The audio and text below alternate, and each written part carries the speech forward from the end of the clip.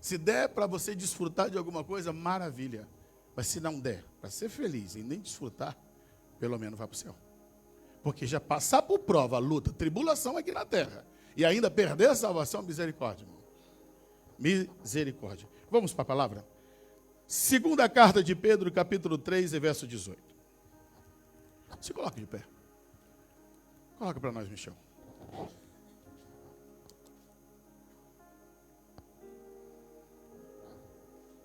Antes, crescei na graça e no conhecimento do nosso Senhor e Salvador Jesus Cristo. A Ele seja a glória, assim agora, como no dia da eternidade. Amém. Podeis assentar, queridos.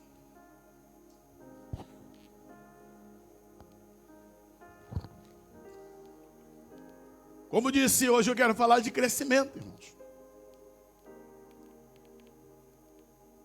A igreja tem crescido numericamente. E eu já pontuo aqui, dizendo para os irmãos, que óbvio, já entendemos que se eu reunir os irmãos aqui, se os irmãos vierem todos, é impossível conter aqui dentro. Claro, buscamos em Deus meios e estratégias. Ah, pastor, é só alugar um ponto maior. Não é tão simples assim. Uma igreja imigrante, ela tem que caminhar com passos firmes, sólidos. Nós não podemos trabalhar com empolgação. Nós temos que ter convicção. A igreja não pode trabalhar com dívidas. E o que temos feito, irmãos? Temos orado a Deus. E se preciso, talvez, esse ano, já tenhamos que estar fazendo 2 cultos. No domingo. Mas tudo isso, irmãos, é planejamento. É algo que a gente tem orado em Deus. Crescimento não me assusta, pelo contrário, crescimento é o propósito. Mas eu não quero só o crescimento numérico. Eu quero o crescimento numérico, mas eu também quero o crescimento de crentes que sejam maduros, que vai reproduzir a vida de Deus e que estejam indo para o céu.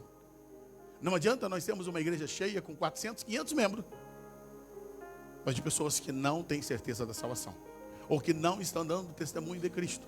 Esse não é o alvo, esse não é o propósito do Ministério Emanuel. O Ministério Emanuel tem como propósito crescer, sim. Abrirmos congregações, sim. Avançarmos as aldeias, vilas aqui nos arredores de Évora, os outros distritos, alcançarmos Portugal, sim, esse é o nosso alvo. Mas, irmãos, não é apenas você movimentar no sentido de fazer uma expansão. Tem que ser com crentes que estejam indo para o céu. Infelizmente, hoje nós temos, principalmente nos grandes polos como Brasil e Estados Unidos, megas igrejas, mas poucos convertidos. Megas de movimento, mas pouca participação de salvação.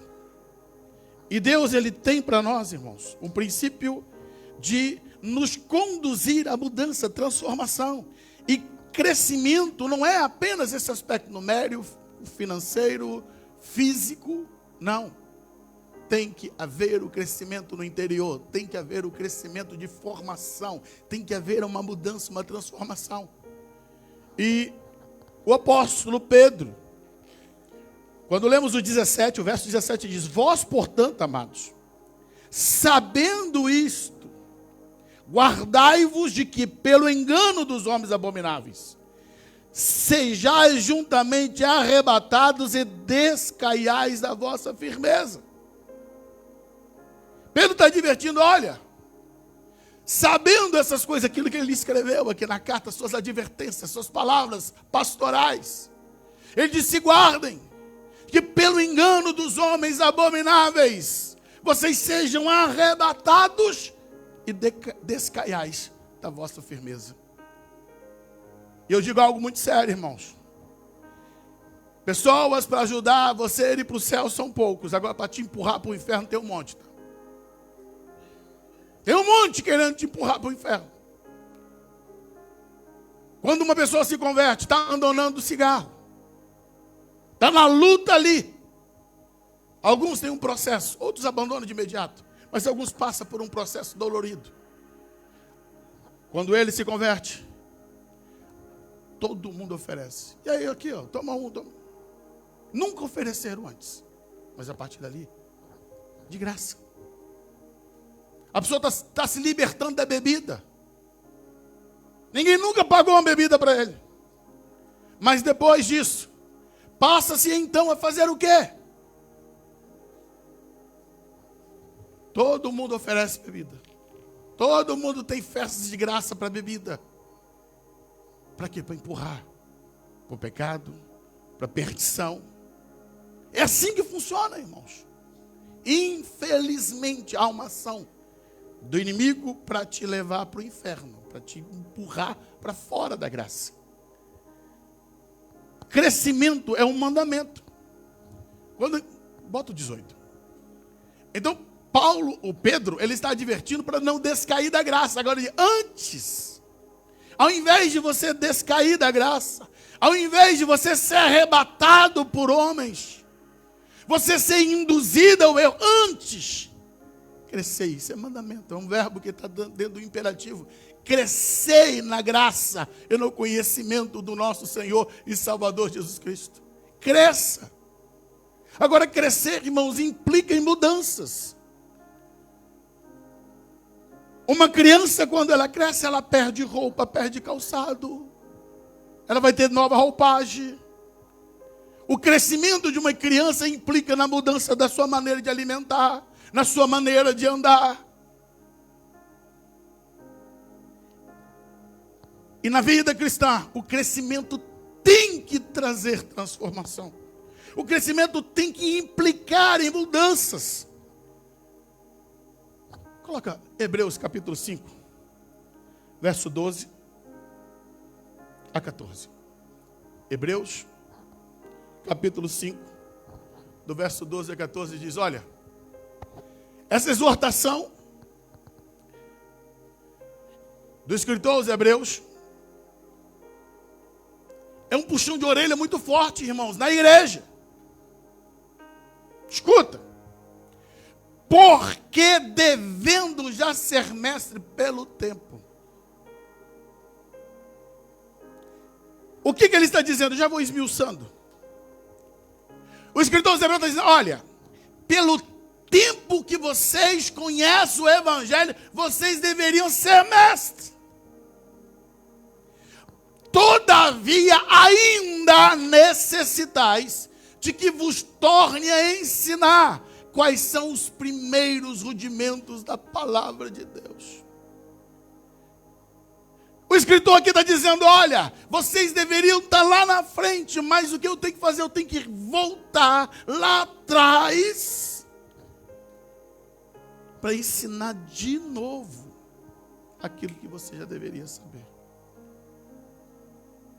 Quer ver uma anomalia? E que Deus livre qualquer família disso? Imagine uma criança de 7 ou 8 anos de idade, acorda de manhã cedo e não sabe falar.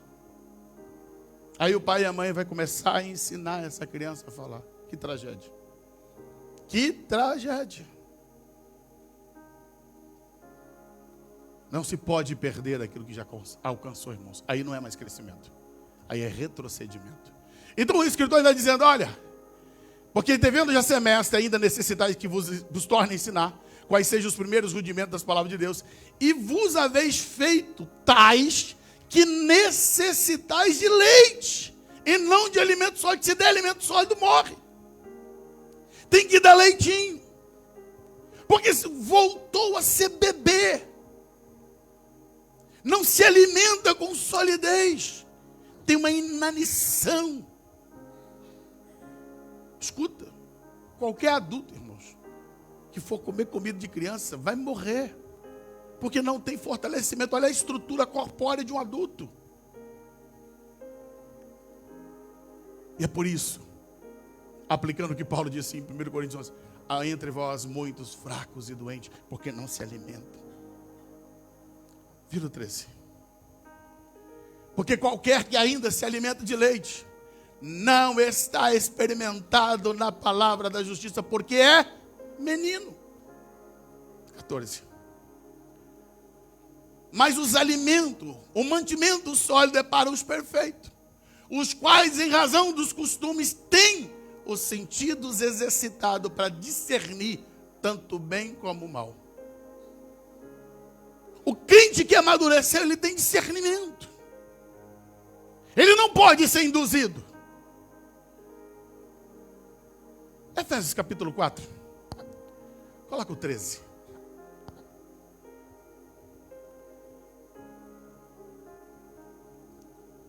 Volta o 12. Querendo o aperfeiçoamento dos santos, para a obra do ministério, para a edificação do corpo de Cristo, até que todos cheguemos à unidade da fé, ao conhecimento do Filho de Deus, a homem perfeito, a medida da estatura de completa de Cristo. Irmão, tem um alvo para chegar. Não é só levantei a mão, aceitei Jesus, batizei, não. Tem um alvo de estatura. Tem que ter a maturidade, tem que buscar o crescimento. E o inimigo tem prendido muitos crentes na mesmice. Os mesmos pecados, os mesmos erros, as mesmas debilidades, as mesmas fraquezas. Não consegue avançar, anda em círculo. Vira o 14. Para que não sejamos mais meninos inconstantes, levados em roda por todo o vento de doutrina, pelo engano dos homens que com astúcia enganam fraudulosamente. Você só vai ser enganado se você quiser, irmão. Porque você escolheu ser menino. E menino é levado por vento. Menino é levado por falatório, por fala atravessadas. E Paulo está advertindo que tem um padrão. Quem é maduro não vai viver sendo levado por todos os ventos.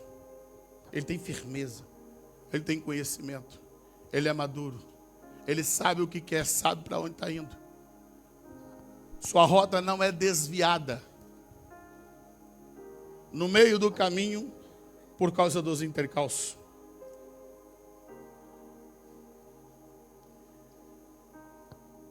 Quando Paulo ele escreveu a sua primeira carta aos Coríntios, Paulo ele escreveu com o intuito de tratar, irmãos, de ausência de crescimento. 1 Coríntios capítulo 3, versículo 1.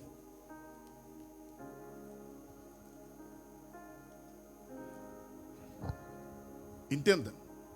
Vamos fazer o seguinte, antes de ler o 3:1, bota lá o verso 7.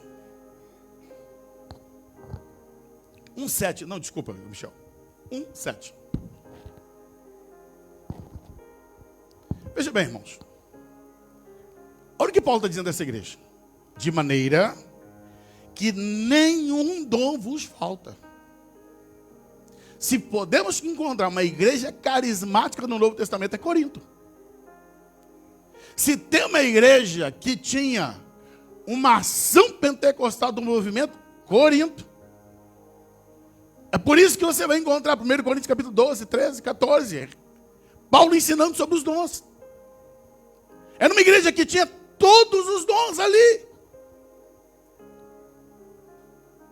Mas também era uma igreja dominada pela imaturidade, pela meninice, pela infantilidade. Muito carisma, pouco caráter. Muito carisma, pouco crescimento. E hoje é um dos dilemas que você tem hoje. Geralmente, se é dito, se a pessoa às vezes é cheia da graça, mas o caráter é complicado. Aqueles que às vezes têm um caráter nobre, são frios igual uma geladeira. Não tem o carisma. Irmãos, carisma e caráter tem que andar junto. Tem que andar junto. O poder e o caráter vai andar junto. A unção e a graça tem que andar junto com o caráter.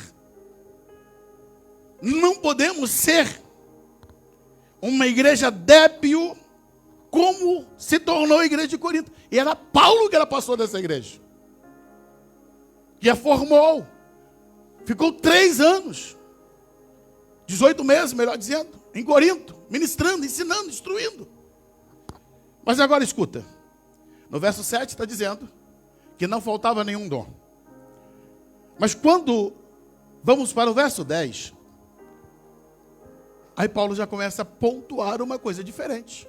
Rogo-vos, porém, irmãos, pelo nome do Senhor Jesus. Paulo está dizendo, olha, misericórdia em nome de Jesus, que digais a mesma coisa, e que não haja entre vós dissensões, antes sejais unidos em um mesmo pensamento, em um mesmo parecer. Isso é mandamento, irmãos.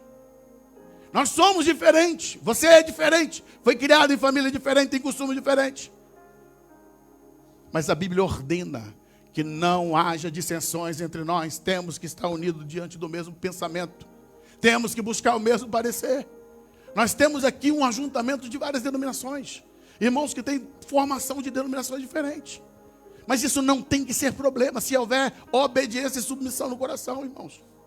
Diferença para Deus nunca foi problema, é só olhar para a natureza. A natureza é tudo diferente, Deus faz uma ordem pela qual tudo funciona normalmente. Teu corpo, os membros não são iguais, mas eles cooperam um com o outro e fazem seu corpo funcionar como ele é hoje. Não tem membros iguais. Cada um deles são diferentes, mas eles unidos e interligados fazem com que o seu corpo tenha pleno funcionamento. Quando você vira para o 11, aí Paulo diz, porque a respeito de vós, irmãos, me foi comunicado da família de Cloé que há contenda entre vós. Paulo foi informado pela família de Cloé que a coisa estava pegando fogo, a coisa estava mal. E ali ele tem que escrever essa carta para exortar aos irmãos. Agora vamos sim, 3:1. E aí Paulo, para essa igreja que tem todos os dons, Paulo diz, olha, irmãos, não vos pude falar como a espirituais, mas como a carnais, como a meninos em Cristo. É essa igreja que Paulo estava orientando sobre o ato de profetizar. Porque levantava profetas, ele dizia, não, profetiza um, depois o outro, depois o outro. Paulo, para essa igreja, não proibais o falar em línguas, mas que haja intérprete. Então a igreja tinha muito movimento, mas pouca maturidade. E ele está dizendo, isso não era espiritualidade. Não vos pude falar como espirituais, mas como carnais. Meninos espirituais. É assim que Paulo classifica a igreja de Corinto. Que aqueles irmãos estavam com comportamento de meninos. No verso 6 e 7, Paulo diz assim, eu plantei, Apolo regou, mas Deus deu o crescimento. Por isso, nem o que planta é alguma coisa, nem o que rega, mas Deus que dá o crescimento. O crescimento vem de Deus, irmãos. É Deus que vai fazer crescer dentro de você. Mas você precisa estar conectado com Deus, com a palavra, em submissão ao Senhor. Senão você vai ser um crente atrofiado. Corre risco de perder a tua salvação. Jesus, ele disse, olha, lá, muitos irão, Senhor, eu profetizei em teu nome, eu curei em teu nome, eu expulsei demônios em teu nome. O que ele vai dizer? Mentiroso, você não fez nada disso. Mentiroso, você foi um falsário. Não. A Bíblia diz, e o Senhor lhes dirá, apartai de mim, malditos, que eu não vos conheço. Vocês não se relacionaram, vocês trabalharam para mim, mas não se relacionaram comigo. A vida cristã é ação, mas é também relação. Estamos sempre aqui desafiando os irmãos de trabalhar para Deus, de fazer a obra, de proclamar o nome, de evangelizar, de servirmos uns aos outros, de estarmos aqui sendo eficientes no cuidado de um para com o outro. Mas isso daí, todos esses trabalhos da igreja, sem o relacionamento pessoal com Cristo, pode redundar em perdição. Porque o que vai nos salvar, irmãos, é nós nos mantermos perseverantes como Jesus, como Senhor e Rei do nosso coração. A salvação não pode ser comprada por obras. A salvação não pode ser trocada por atividades da igreja. A salvação é única, por intermédio de Cristo Jesus. E aquele que permanecer firme até o fim, é esse que será salvo. Então a igreja de Corinto, ela tinha um seríssimo problema de maturidade, mas nós precisamos avançar. Até porque para conseguirmos fechar o que tem aqui no meu coração para estar compartilhando com a igreja.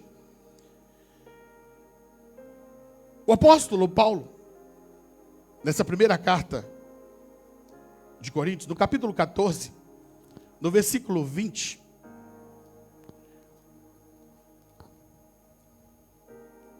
Paulo diz: irmãos, não sejais meninos no entendimento. Você tem que ser menino na malícia. No entendimento você tem que ser adulto. Mas, porém, a gente percebe que é uma inversão de valores. São adultos na malícia e são meninos no entendimento. Deus quer uma igreja madura. Deus quer uma igreja que cresce no conhecimento de Deus. Uma igreja que cresça na palavra, alicerçada na palavra.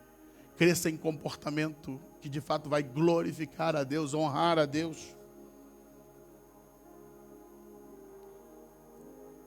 Quando eu olho para o Novo Testamento e vejo as exortações que Deus, Ele traz para o seu povo, porque as cartas é o ensino para a igreja.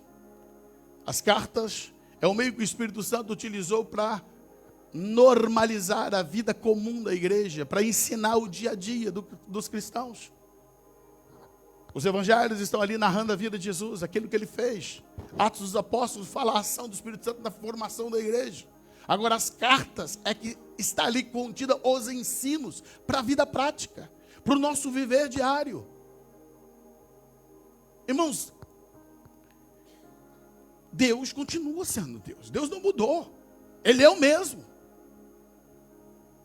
O mesmo Deus que atua no culto onde nós o glorificamos e exaltamos aqui, é o mesmo Deus que sai das portas para fora com a gente. Que senta na nossa mesa, da nossa casa, quando vamos fazer as refeições. Que está conosco quando eu faço uma ligação para um irmão, para uma irmã. Quando eu mando uma mensagem. É o mesmo Deus, irmãos. Ele não muda. Deus não muda. Ele continua sendo Deus que está presente quando tu digita, está presente quando você fala, quando você manda áudio, quando você conversa. Esse Deus continua lá. Deus não muda, irmãos. Paulo disse assim, ele falando sobre os apóstolos: nós temos sido feito como espetáculo diante do mundo. Somos assistidos, escuta, por anjos e demônios, somos vistos.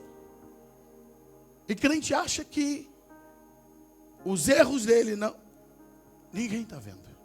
Ninguém está assistindo. Sim, está assistindo sim. E é por isso que às vezes quando lidamos com libertação, encontramos pessoas endemoniadas, vemos às vezes alguns cristãos passando vergonha. Porque na hora lá os demônios vão lá e dizem: não saio, você está assim, assado. Mas ele é onisciente? Não. Eles são espíritos, estão ali, ao nosso derredor, vendo, assistindo, vendo as ações. Tem que ter temor no coração, mas você não tem que viver apenas, não, eu não posso pecar e errar porque o pastor falou, porque os demônios estão vendo. Não, querido, você não pode pecar porque você vai estar ofendendo a Deus. A sua santidade e pureza não é por causa dos demônios, é por causa de Deus. Você quer agradar a Ele, Ele é teu Pai, e você ama Ele, e Ele te ama. E você não quer ferir o coração de Deus, não quer contrariar a Deus, você quer agradá-lo. E é isso que vai te fazer com que você não peque.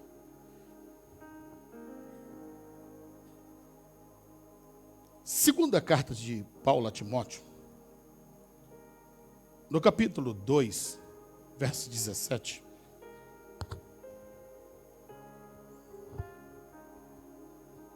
Paulo, nessa carta pastoral, lembrando que quando Paulo ele escreve essa segunda carta de Timóteo, ele já sente o cheiro da morte e sabe que está indo embora.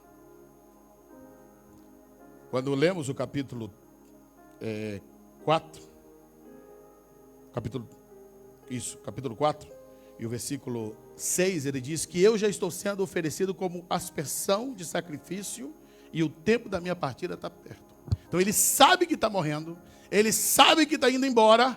Então essa carta, que é a última que ele escreve de 2 Timóteo, ele procura orientar Timóteo e adverti-lo dos sérios problemas. Voltando para o texto do segundo capítulo. No verso 16, Paulo, então, ele fala: Timóteo, evita os falatórios profanos, porque produzirão maior impiedade. Ele está falando para um pastor, está dizendo: olha, Timóteo, toma cuidado. Esses falatórios profanos, eles produzem grande impiedade. Aí o verso 17, ele diz: e a palavra desses roerá como gangrena. Tem uma tradução que vai dizer assim: roerá como câncer. E ele diz: entre os quais são Himeneu e Fileto, os quais se desviaram da verdade, dizendo que a ressurreição era já feita, e perverteram a fé de alguns. Esses homens se tornaram um câncer para a igreja, destruindo a fé, contaminando os irmãos. E Paulo está advertindo: Timóteo, toma cuidado com eles. Timóteo, cuidado com essas pessoas. Mas também Paulo, quando vamos para 2 Timóteo, no capítulo 4, no versículo 10, Paulo diz: porque Demas era um obreiro, Demas me desamparou amando o presente século. Demas apostatou. Ele foi companheiro, ele foi ajudador, ele foi no ministério, mas ele abandonou Paulo. Ele desamparou. Ele escolheu o mundo. E tudo aquilo que eu tenho dito, irmãos, viver Jesus é uma escolha. Ir para o céu é uma escolha. Ir para o inferno é uma escolha. Esse obreiro escolheu abandonar a fé. Escolheu viver fora daquilo que era o projeto de Deus. Agora, quando eu olho também, irmãos, eu queria pontuar aqui duas pessoas. Mas bem rápido. João Marcos. Quando o apóstolo Paulo foi fazer a sua primeira viagem missionária, ele e Barnabé. O que ocorre, pastor? Lá vão eles com aquele menino. Mas quando chegou a uma certa altura da viagem, João Marcos, por alguma razão que a Bíblia não narra, ele retrocede, ele volta. Ele não permanece. E quando Paulo e Barnabé voltaram da sua primeira viagem missionária, prestaram relatório para os irmãos, que bênção que foi a viagem. E aí quando resolveram fazer a segunda viagem missionária, então Barnabé disse: vamos levar João conosco. Paulo disse: comigo não vai mais. Ele nos abandonou. É imaturo. Não serve. Barnabé disse: não, ele vai. A Bíblia diz que houve uma rusga tão forte. Barnabé foi para um lado, Paulo pegou Silas, foi para o outro. Mas o que eu quero pontuar aqui, irmãos? João Marcos, ele errou. Sim, errou. Abandonou. Só que quando Paulo chega lá no final, ele vai dizer assim: me traz João Marcos, ele me é útil. O que significa isso? Errou, mas não ficou prostrado. Errou, mas não permaneceu no erro. Corrigiu o coração. Quando Paulo está morrendo, lá na sua segunda carta, ele disse: me manda João Marcos, porque ele me é útil. Cresceu, desenvolveu, avançou. Errar não significa dizer que está tudo acabado. Por isso que 2024 tem que ser o ano do crescimento. Você tem que pegar tudo que você fez, a sua introspecção, olhou: pastor, isso aqui está errado, eu não posso viver assim. Muda de vida, irmão. Muda de vida. Tem uma outra pessoa que eu vejo que ele não errou, mas ele avançou. Quando nós olhamos para Atos capítulo 6, nós vamos encontrar um homem, Filipe. Filipe foi separado para o diaconato. Homem cheio de sabedoria, de fé. Homem cheio do Espírito Santo. Aprovado pela igreja, e ele foi levantado como diácono. Aí houve uma perseguição. Acabou a função de diácono dele. O que ele faz? Nós encontramos ele no capítulo 8. Lá em Samaria, pregando a palavra e desenvolvendo um trabalho de formação de igreja. E quando vamos para o capítulo 19 de Atos, vamos encontrar esse que foi levantado como diácono no capítulo 6, sendo chamado de evangelista. Isso é progresso, isso é crescimento, isso é desenvolvimento. Ele decidiu crescer, ele decidiu desenvolver. Quando olhamos para Marcos 3,17, diz que dois irmãos, Tiago e João, está lá, filhos do trovão. Temperamento explosivo. Começou assim a vida deles com Jesus. Mas você sabe como termina. Quando nós lemos a 1 João, 2 João, 3 João, o que encontramos? O apóstolo do amor. A caminhada dele com Cristo transformou, ele cresceu. Cresceu. E quando nós falamos de João, sempre vamos dizer, aquele que se reclinava sobre o seio de Jesus. O apóstolo do amor. E assim que a gente fala dele. Vamos ler aqui a carta de João, o apóstolo do amor. Mas o que proporcionou isso? O crescimento da ação de Deus na vida dele. Nós temos escolhas a fazer, irmãos. Podemos crescer ou podemos ficar na inanição. É uma decisão que nós tomamos.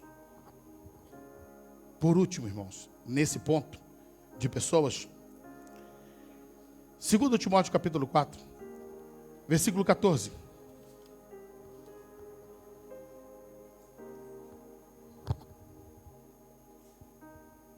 Paulo fala aqui de um cristão. Alguns chegam a dizer que esse aqui era um obreiro também. Porque Paulo fala de Emineu, Alexandre, em outra ocasião. Mas este homem, Paulo adverte Timóteo dizendo, olha, Alexandre o latoeiro causou-me muitos males, o Senhor lhe pague segundo as suas obras. Tu guarda-te também dele, porque resistiu muito às nossas palavras. Um homem que resistiu o apóstolo Paulo. E Paulo está dizendo, me causou males. Eu quero terminar essa palavra, irmãos, com muita advertência para a igreja. A igreja é lugar de crescimento. A igreja tem que ser hospital, lugar de cura. A igreja tem que ser o local onde nós vamos desenvolver em Deus. Não dá para se formar na igreja um ringue. Não dá para se formar na igreja um antro de picuinhas, de conversas atravessadas. Infelizmente, vemos pastores adoecendo, morrendo. Esposas de pastores morrendo por causa do peso da igreja. Pessoas que não crescem e não deixam outros crescerem. Que não desenvolvem. Fica sempre envolvido com picuinhas, com conversas atravessadas. Irmãos, chega disso. A minha palavra para Deus é essa. Senhor, basta na igreja Emanuel. Nós não estamos aqui para isso. Não. Chega, irmãos. Não é possível que vamos ficar perdendo tempo com essas coisas fúteis e banais. Eu amo a todos, mas eu não posso aceitar que a igreja seja vilipendiada, atacada, com calúnia, difamação, com coisas baixas, que às vezes chega nos nossos ouvidos que eu faço assim, ó, jogo fora. Nunca deixo descer para aqui, eu vou para o céu, irmãos. Vou para o céu. Mesmo quando mentem, afrontam, mesmo quando dizem coisas horrorosas. E que se colocasse na tela aqui, alguns ficariam assustados com falas, conversas, com frases. Falta temor a Deus. Falta respeito. Vocês nunca vão encontrar o pastor desta igreja falando de A, B, C ou D. Eu oro por cada um de vocês, para vocês irem para o céu. É duro ver o abraço com uma mão e um punhal sendo cravado por outro. Mas Jesus sofreu isso. Todavia, irmãos, a igreja precisa crescer. E para a igreja crescer, nós temos que desvincular essas coisas. A igreja de Corinto teve tudo isso, mas o que Paulo fez? Baixou a disciplina. Baixou os princípios da palavra sendo aplicado. E é o que nós estaremos fazendo, irmãos. Não vamos aceitar que quem não quer crescer, eu não posso te obrigar a você a crescer. Não posso. E nem vou. Agora, eu não posso permitir que você contamine o rebanho. Os nossos cultos de Santa Ceia é um culto interno, onde vamos tratar, repreender, disciplinar. E se houver reincidência, vai ter exclusão. Porque não tem como, irmãos, nós sermos igreja e caminharmos debaixo de uma inoperância e uma continuidade das mesmas coisas. Eu até concordo que você tem um pensamento diferente do pastor da igreja, da pastora. Até penso que você tem direito disso, porque nós temos o chamado livre-arbítrio. Agora, o que você não tem direito é de se levantar contra a igreja. É de você caluniar. E às vezes falar aquilo que é mentira. Se você discorda, querido, de qualquer coisa da igreja, vai ter o pastor. Porque isso é justiça. Você vai até o pastor vai te esclarecer. O pastor vai pontuar as coisas. Eu não perco meu tempo com redes sociais. Não perco. Mas eu quero lembrar os irmãos. O fato das vezes eu me calar e não vou responder, em certas situações, não significa dizer que isso não está sendo registrado por Deus. Deus trata com cada um. Coloca de novo o texto que estava anterior. 2 Timóteo. Capítulo. Ok. E eu termino, irmãos, dizendo. O que esse homem fez? Quase todos os teólogos são unânimes em dizer. Na interpretação. Foi esse sujeito. Foi essa pessoa que entregou Paulo para os romanos. Paulo foi traído pelos seus. A última prisão de Paulo foi ocasionada pela traição do Alexandre Latoeiro. Porque ele se levantou e foi usado como testemunha contrária a Paulo.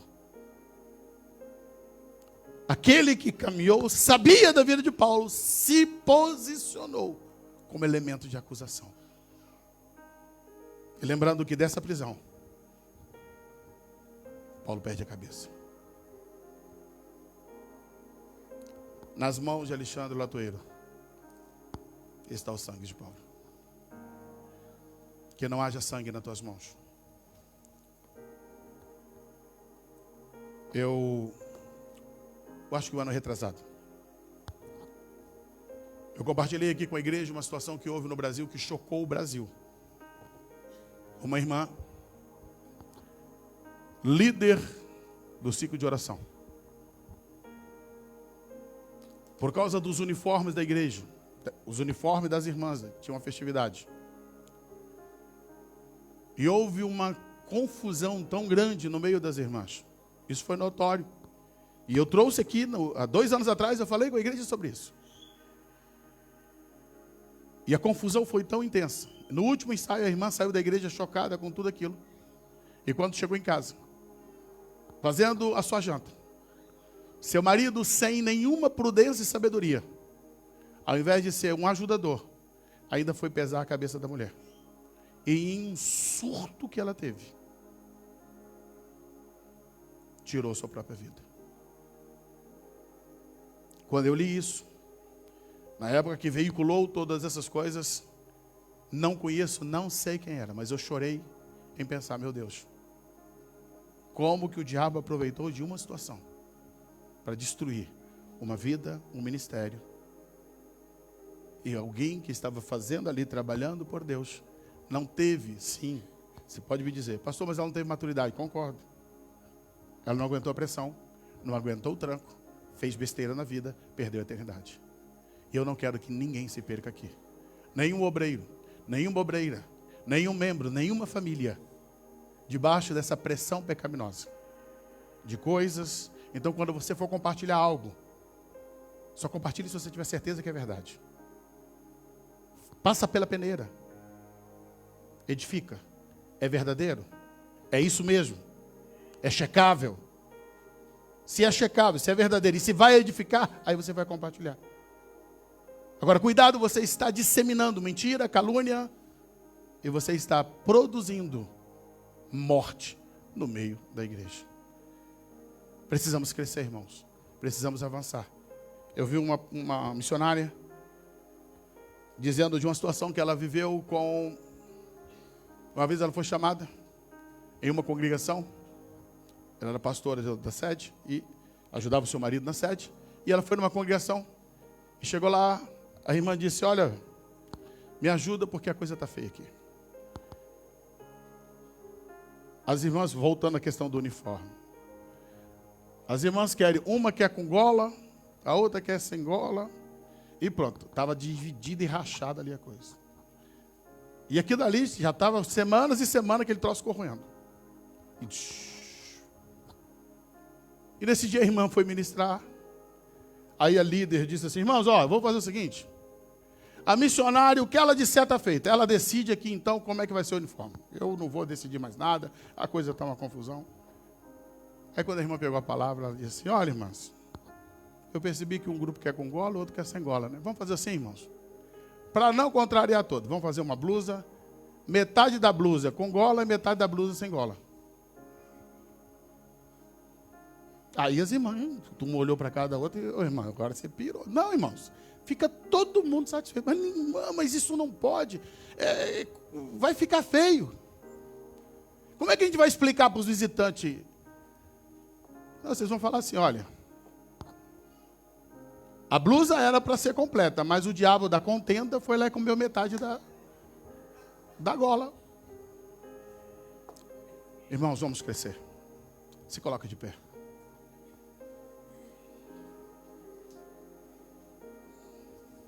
Eu queria que você fechasse seus olhos agora. – 2024 está diante de nós. Esse ano nós ganhamos um dia mais, que é ano bissexto. Não são 365 dias.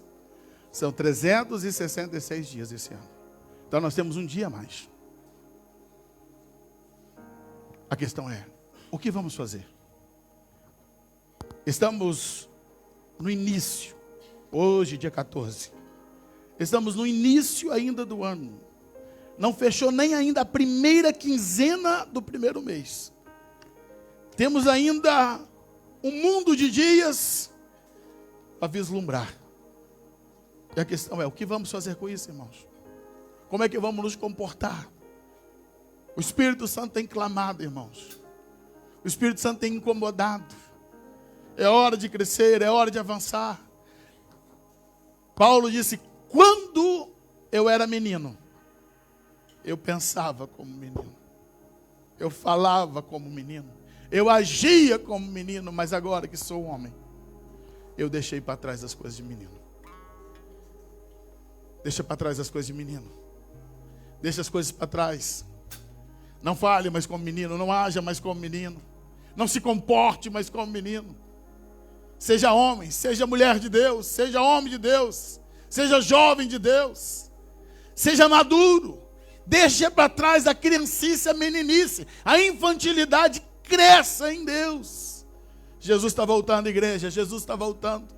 É hora de corrigir o coração. O ministério de louvor vai estar louvando, você de pé vai estar orando.